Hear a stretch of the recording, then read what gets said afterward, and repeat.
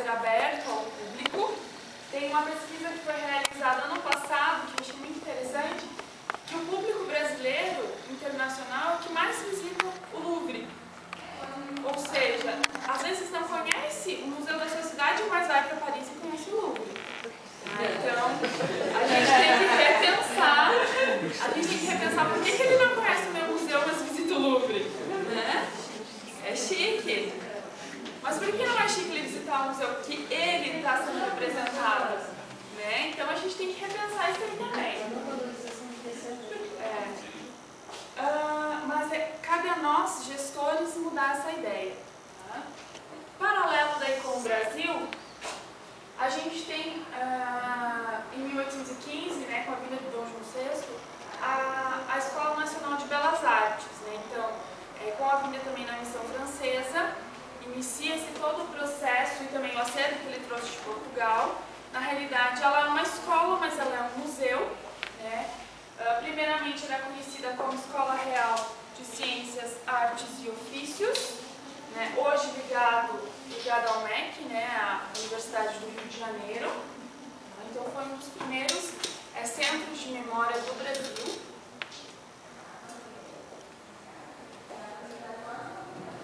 O Museu Nacional, também criado por Dom João VI, e é a mais antiga, claro, né, daí atendia aos interesses do progresso cultural e econômico do país, né, naquela ideia de museu oficial. Né, é a mais antiga instituição científica do Brasil, o maior museu de história natural antropológica da América Latina. Eles têm um acervo gigantesco, mais de 300 mil peças. Quem puder visitar. E a ideia também era que ele servisse como universidade. Então, a gente tem os primeiros museus no Brasil, normalmente, que a gente vai ver agora, são museus naturais. E que a ideia é que eles também tinham que trabalhar com a formação, antes mesmo das universidades. Eles trabalhavam com a formação e capacitação. Imagino que foi um pouco ruim. E já durante o Império, a gente tem um processo mais intenso da criação dos museus. Tem o Instituto Histórico e Geográfico Brasileiro, criado em 1838, com o objetivo de recolher e organizar os materiais referentes à história e geografia brasileira. Eu estava pesquisando um pouquinho sobre esse museu. Ele é pouco conhecido, pouco visitado, mas ele tem um acervo gigante de periódicos, né, que a gente chama hemeroteca, biblioteca. Então eles têm um acervo riquíssimo, que conta um pouquinho da história do Brasil nas suas diversas regiões, mas não é conhecido. Tá? Falta, claro, da instituição fazer algum programa de divulgação, mas é um dos museus mais antigos do Brasil. Bem nessa época também criaram o Museu do Exército, o Museu da Marinha, o Museu Paraense Emílio Bueldi, que faz um trabalho muito bacana, tá, na Amazônia, e daí ele trabalha, ele foi criado com a ideia de ser ponte entre as expedições que estavam vindo explorar a Amazônia.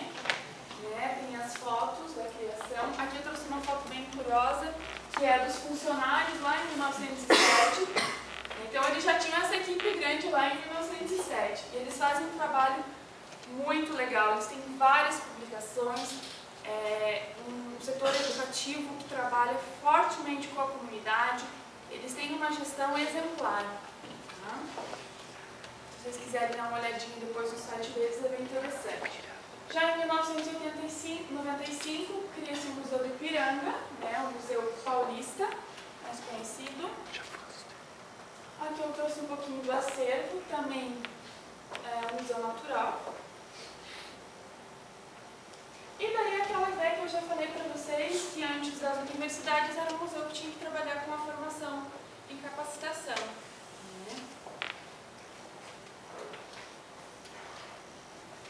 E daí a gente começa no século XX, com as décadas de 20 e 30, e daí começa a prática do Estado. Então, a criação de uma nacionalidade, de museus que contassem a história oficial, tá? Recortes históricos que vinham de cima. Então, tem o Museu Histórico Nacional,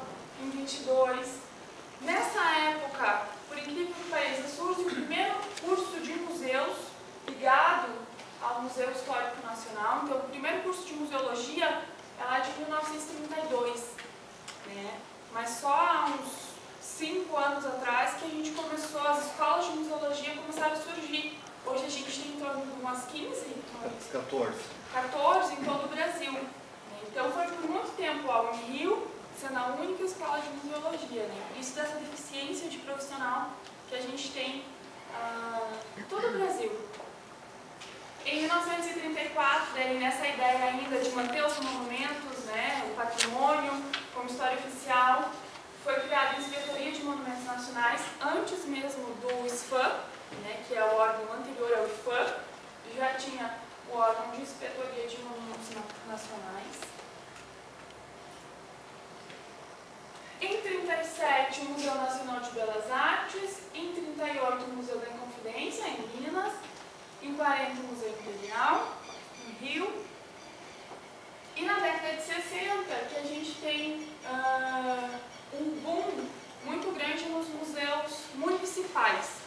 E se a gente for ver nos nossos municípios, fazendo uma rápida análise, os museus municipais realmente, desde a década de 60 para frente, que foram criados, né? Realmente para contar aquela história, né, do vencedor, e acabando deixando alguns segmentos sociais de fora da história.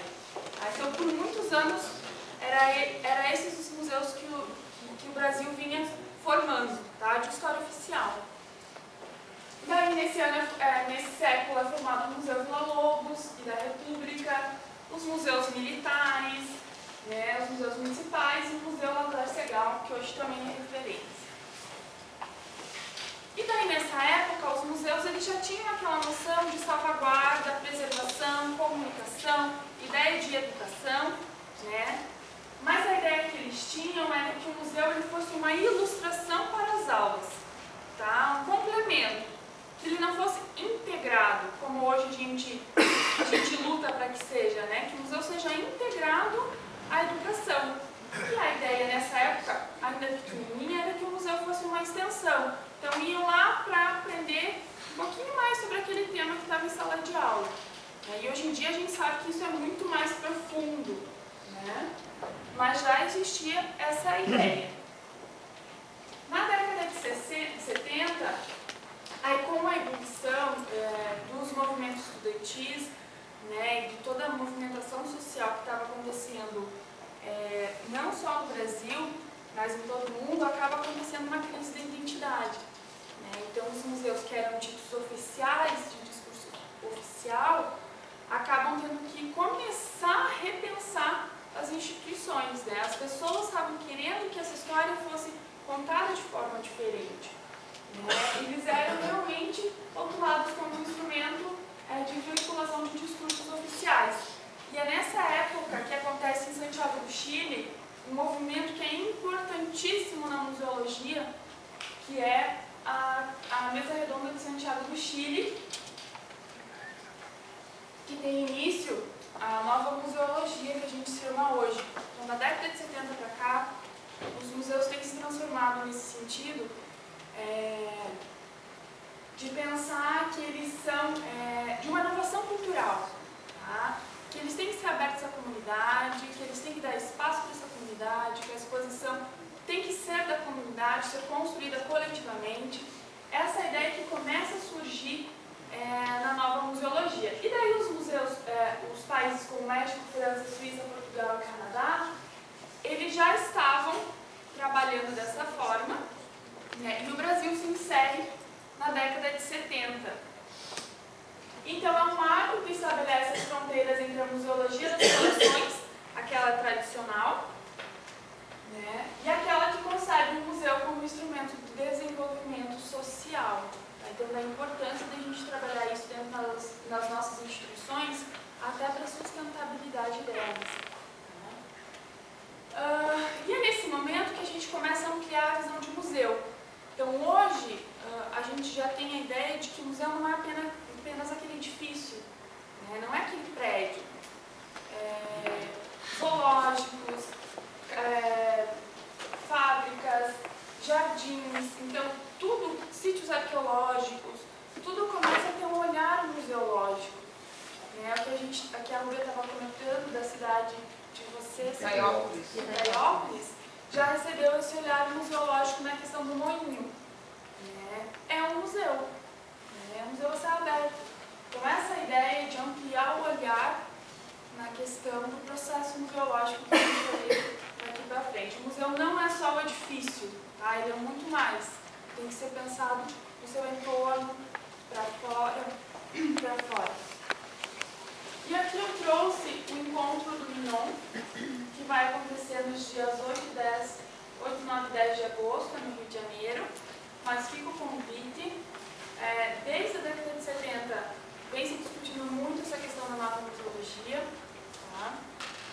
Depois eu vou apresentar algumas bibliografias que falam realmente sobre a nova museologia.